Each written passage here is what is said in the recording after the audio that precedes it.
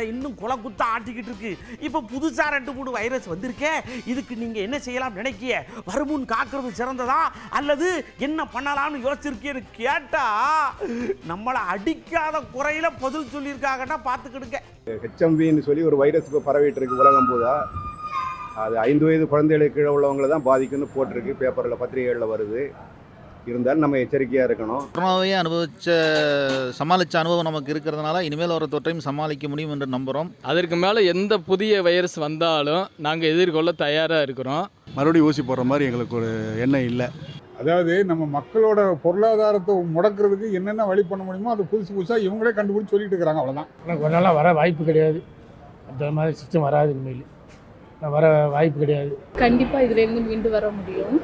ஏன் அப்படின்னா மக்கள் இப்போ இருக்கிற ஒரு சுச்சுவேஷனை பொறுத்த வரைக்கும் என்ன அப்படின்னா கொஞ்சம் சுகாதாரமாக வர தொடங்கிட்டாங்க. நம்ம முன்னோர்கள்லாம் சிறுதானியங்கள், காய்கறிகள் இதெல்லாம் மருந்தே, அது சாப்பாடே நல்ல மருந்தாக இருந்தது. ஆனால் இன்னைக்குள்ள இளைய தலைமுறைகிட்ட எல்லாம் மருந்தே உணவாக இருக்குது. உயிர் எவ்வளோ இம்பார்ட்டன்ட் இப்போ கொரோனாக்கு அப்புறம் ரொம்ப தெரியுது.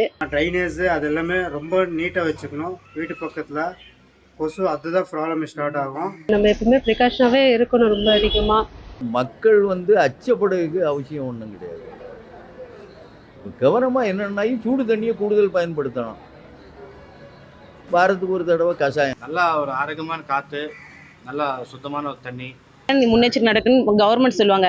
அதன் பிறகுதான் நம்ம என்னென்னு பண்ணோம் அப்படின்னு சொன்னோம். அதனால் மக்கள் நம்ம நல்ல முன்னெச்சரிக்கை நடவடிக்கையாக இருக்கணும். முக்கியமாக பொதுமக்கள் பொது சுகாதாரத்தை கடைபிடிங்கள். வீட்டை சுற்றி இருக்கக்கூடிய சுகாதாரத்தை கடைபிடிங்கள்.